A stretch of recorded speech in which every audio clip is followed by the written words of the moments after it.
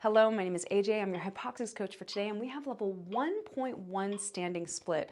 As a point one video, I'm very excited to break down all the mechanics of this movement that's going to serve as the foundation of you having a more functional, more activated, and just a more efficacious standing split, another name for a split squat, lunge mechanics. We're working on all of those things. So we're going to begin with a yellow band around the pelvis. If you are working with a HYPOXiX coach and they've suggested some other kind of resistance for you based on your assessment, of course you want to follow that because that is unique to you. Otherwise, let's put that yellow band on the pelvis and let's begin. Why do I place the yellow band on the pelvis in a standing split? This is to give you the sensation of the hips getting pulled back, right? Feel that. Feel how you get pulled back in the heels. We're going to maintain a hip hinge about anywhere between 15 and 45-degree angle with the torso the whole time. So check it out. Put your hands on your low back when you hinge forward. Don't let your low back move and let yourself get pulled back to your heels. Do you feel that? That's what you want to feel when you're in the level one standing split. In fact, we don't even move the torso in the standing split. Now let's get our stride length, which is a 4-foot stride length. 1, 2, 3, and a 4 approximately, right? So if it needs to be a little longer, a little shorter, that's unique to you, and your HYPOXiX coach can also help you with that. Now here, my left foot is forward. Let's have the same foot forward so I can cue you through specifically. Now, get that hinge forward. Now, when I hinge forward, I want to make sure that there's no movement in my low back and I'm getting the sensation that the yellow band is pulling me back in my heel for this one. Fingers are interlaced. Non-dominant grip on top first, so I'm going to put my right index finger on top first. You'll do the other side on the other side. Pull the fingers apart with force so you feel those lats activate. So if the fingers were slippery, those fingers would pull apart just like that. That's where you want to be. Now, you want to put those hands behind the head and drive your head back into your hands, but also use your hands to simultaneously lift the head up off of the shoulders. You're creating height in the spine with the standing split. Now, foot specificity. You are pronated on the front foot, meaning you're putting most of the pressure under your big toe and your inner heel. So check it out. You can either be on the pinky or you can be on the big toe and the inner heel. So we're training something called pronation because this is where the foot actually is when our foot first strikes the ground. So we're mimicking that, our gait, and strengthening those mechanics in this position. So we're hinged forward. We're pronated with the front foot and the weight is on the third toe on the back foot, highly specific. And this is why level 1 does not move. It's a static position where you focus on your breath once you get this.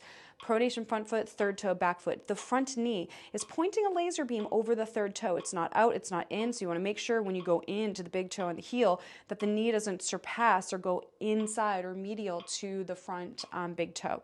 Stare at that. Now, the gaze. We are staring at our knee the entire time. It's a fixed point gaze. You do not let your eyeballs leave that knee. We're strengthening the muscles of the eyeballs, the nervous system, all the things that are strengthened when we get specific with our visual field. So we're staring at that knee.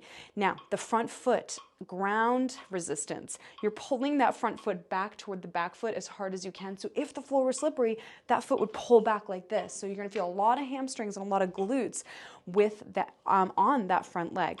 Okay, now 80% of the body weight is on the front foot. So the back foot, only 10 to 20% of body weight, or at least you're visualizing that, is on the back foot. What is that doing? Well, it's just emphasizing the strength on the front leg, and it's reducing stress on the knee and the ankle of the back leg in this position. Now, that 4-foot stride length is going to encourage your back knee being under your back hip. So check it out, right? So I'm not all the way back here, I'm just about here, and I'm equalizing that body weight, okay? So front foot is pulling back the whole time, and now here we're just focusing on our breath pattern. So we are loosening our ab ribbon on the exhale, and we're keeping it loose on any breath retention, but we don't have any today. We're just doing 4 breath cycles, and we're holding this position. You hinge forward. Now make sure that the hips are level. That's the last point that we want to focus on in this level 1, is my right hip is behind. I don't want to see you sinking into this hip. In fact, I want your ab ribbon to be level to the ground. So that's just a good, if you're looking in a mirror, if you see a diagonal ab ribbon where the right side is lower than the left, then you probably want to fix that, right? So you want to keep that nice and level.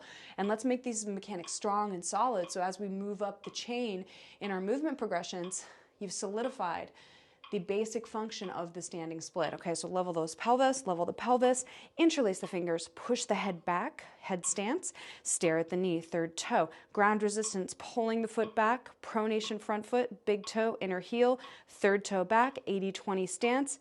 Here we go from our posture, zip up, inhale. Is 2, 3, 4, 5, inhale 1, inhale 2,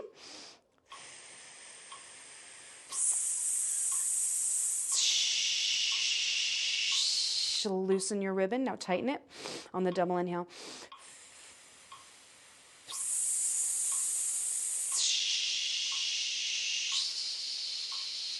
Inhale, inhale.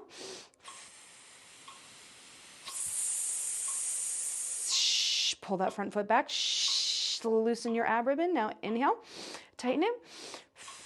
Head pulling back.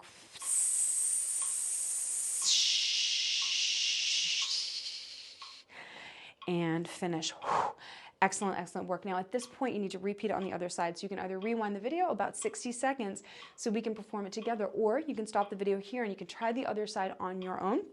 To stay true to that tempo, frequency, intensity, and duration of your breathography breath cycles, you may choose to put a metronome on your phone at 60 beats per minute to stay true to that 2-second inhale and the 8-second exhale, always loosening your ab ribbon on that 8-second engaged exhale.